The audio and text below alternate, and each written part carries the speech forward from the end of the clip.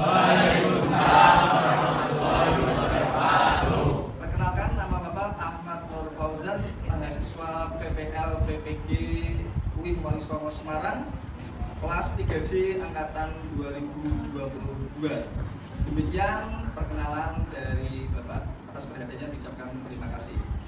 Assalamualaikum warahmatullahi wabarakatuh. Waalaikumsalam warahmatullahi wabarakatuh.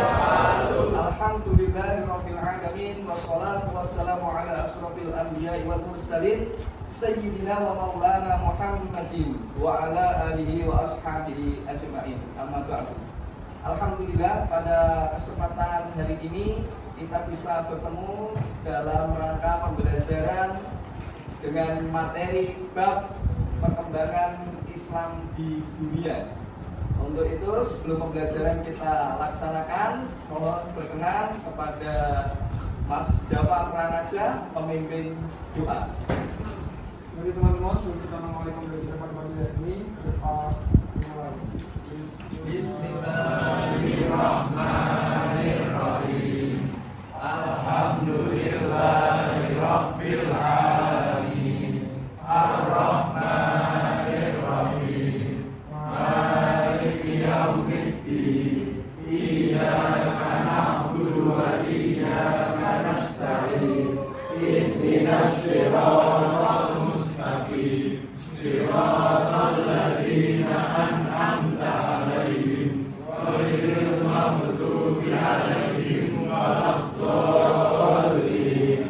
Amin. Raditu billahi rabban wa bil islami dinan wa bi Muhammadin nabiyyan wa rasulah. Rabbi zidni ilma warzuqni fahma. Amin ya rabbal alamin. Kemarin kalian sudah mempelajari terkait dengan sejarah yang ada di Indonesia. Saat ini kita akan mempelajari sejarah perkembangan Islam di belahan dunia. Ya, untuk ngecek kehadiran hari ini, Bapak akan absensi secara umum. Kelas 12 MIPA 3 hadir semuanya ya? Baik, tidak ada yang tidak hadir hari ini. Alhamdulillah bisa hadir semua. Tolong tempat duduknya yang menempati posisi di belakang bisa pindah ke depan ya. Posisi menghadap ke depan ya. Dan posisi untuk siap menerima pelajaran. Baik, untuk absensi saya kira cukup. Kita lanjutkan bahwa kemarin kita sudah mempelajari tentang sejarah perkembangan Islam di Indonesia. Kita lanjutkan materi kita pada kesempatan hari ini, yaitu kita akan membicarakan sejarah perkembangan Islam di belahan dunia. Ya, apa saja yang menjadi materi kita? Ya, tentunya Pak Dosen mau tanya pada kalian. Tahu nggak bahwa agama Islam itu tidak hanya di Indonesia?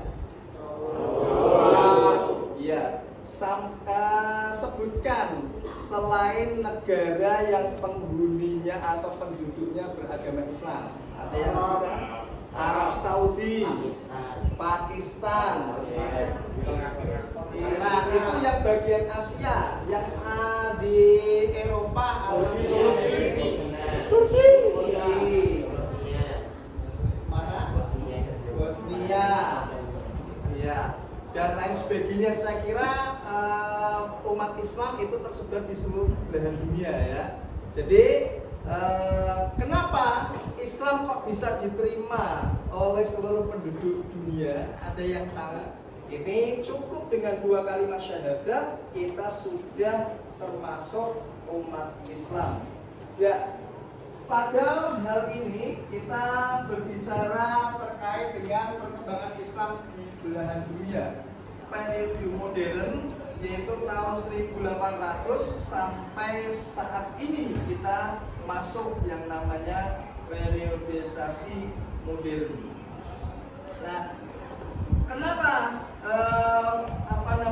agama Islam ini bisa diterima di seluruh penduduk dunia dan bisa menyebar di seluruh dunia. Peradaban Islam di dunia yaitu kemajemukan dalam pemerintahan dan politik.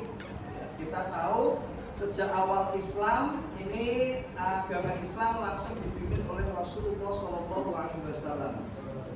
Selanjutnya karena tingginya semangat belajar dan menggali ilmu pengetahuan. Nah, terjadinya asimilasi antara bangsa Arab dan bangsa lain ini karena bangsa lain membuat perkembangan ilmu pengetahuan cukup terbantu. Salah satunya adalah asimilasi dengan Persia, yang mana Persia itu sekarang kita kenal dengan negara Irak dan Iran. Nah, sebelum nama Persia pun ini peradabannya namanya Babilonia. Ya. Jadi ternyata di Jazirah Arab ini perkembangannya dan peradabannya sudah cukup tua dibanding dengan Nusantara yang kita tempati, khususnya di negara Indonesia. Nah, ini dilakukan dalam 3 fase, yaitu yang pertama pada masa sahabat, yaitu masa Khalifah Al-Mansur hingga Harun Ar-Rasyid. Pada fase ini penerjemah didominasi oleh karya-karya di bidang astronomi dan mantik. Yang kedua, masa Khalifah Al-Ma'mun hingga tahun 300 Hijriah. Buku-buku yang banyak diterjemahkan adalah bidang filsafat dan kedokteran. Dan yang keempat, yaitu setelah tahun 300 Hijriah, dalam masa ini proses penerjemahan semakin berkembang, terutama setelah adanya pembuatan kertas. Berkembangnya keilmuan Muslim untuk lebih banyak berkarya dalam kemajuan pendidikan Islam, sehingga muncul ilmuwan seperti Jabir bin Hayyan, Al-Kindi, Al-Razi, dan Al-Khawarizmi. Nah, bahkan dikatakan sebagian pendapat mengatakan seperti Aristoteles, Socrates ini adalah ahli filosof yang mungkin pada masanya dia diutus oleh Allah, salah satu nabi yang membawa ajaran. Cuma Socrates, Aristoteles ini nabi kan tidak wajib menyampaikan kepada umatnya, sehingga hanya khusus ditulis dalam buku-buku dan para muridnya yang menyebarkannya. Selanjutnya, kemajuan dalam berbagai ilmu pengetahuan. Para ilmuwan Islam senantiasa berusaha dengan sungguh-sungguh untuk mencapai kemajuan Islam dengan cara belajar dan membaca buku-buku yang bermanfaat. Ternyata program literasi ini sudah ada sejak zaman awal Islam didirikan. Ya. Cuman umat Islam menjadi pusat peradaban dunia. Hikmah yang bisa kita peroleh dari mempelajari perkembangan Islam di dunia, yaitu bisa mendorong semangat dari umat Islam untuk berjuang, mendorong umat Islam untuk bisa meraih kemajuan yang hakiki, mendorong umat Islam untuk tetap memiliki prinsip-prinsip yang kuat. Demikian pemaparan materi terkait dengan faktor-faktor perkembangan Islam di dunia. Selanjutnya kalian akan Bapak tugaskan atau memberi tugas untuk membuat kelompok diskusi. Ya, kelompok 1 materi tentang perkembangan Islam. Ya, yang pertama dari kelompok 1 atau kelompok Muharram ini menjelaskan terkait kenapa Islam bisa berkembang di dunia. Terus yang kelompok kedua, faktor-faktor apa saja yang menyebabkan Islam itu berkembang di dunia. Halaman 40 kalian buka. Baiklah, untuk melaporkan hasil diskusi dari masing-masing kelompok, silakan dimulai dari kelompok Muharram untuk menyampaikan hasil diskusinya. Silakan. Sebutkan nama. Perkenalkan, nama saya Muhammad Ilham Halimi, dan perwakilan dari kelompok Muharram. Di sini saya akan menjawab dari pertanyaan saya, mengapa Islam berkembang di dunia. Islam itu berarti apa ya? Islam berkembang melalui pertempuran dan juga melalui jalur yang damai. Jadi pada perperangan misalnya seperti umat Islam menguasai Konstantinopel gitu. Nah, kalau yang Islam di jalur yang lebih damai ini Pak biasanya melalui perdagangan gitu. Oke, terima kasih atas komentarnya. Ya, terima kasih. Selanjutnya mohon berkenan untuk kelompok 2 menyampaikan hasil dari diskusi kelompoknya. Ya silahkan sesuai dengan apa yang kalian bicarakan atau kalian diskusikan tadi. Sebelumnya perkenalkan, saya Alvina Rasati, perwakilan dari kelompok Sofar. Di sini saya akan menjelaskan hasil diskusi kami, yaitu tentang faktor penyebab Islam berkembang. Yang pertama, ada Islam berkembang karena masuk agama Islam syaratnya sangat mudah. Yang kedua, tidak mempunyai sistem kasta di dalam ajarannya. Yang ketiga, cara dan biayanya sederhana. Dan yang keempat, agama yang terbuka. Serta yang kelima, masuk melalui cara yang damai. Oke, terima kasih. Baik, untuk selanjutnya dimohon perwakilan dari kelompok Rabiul Awal menyampaikan hasil dari diskusinya. Saya Galuh Nawangula, nomor urut 14.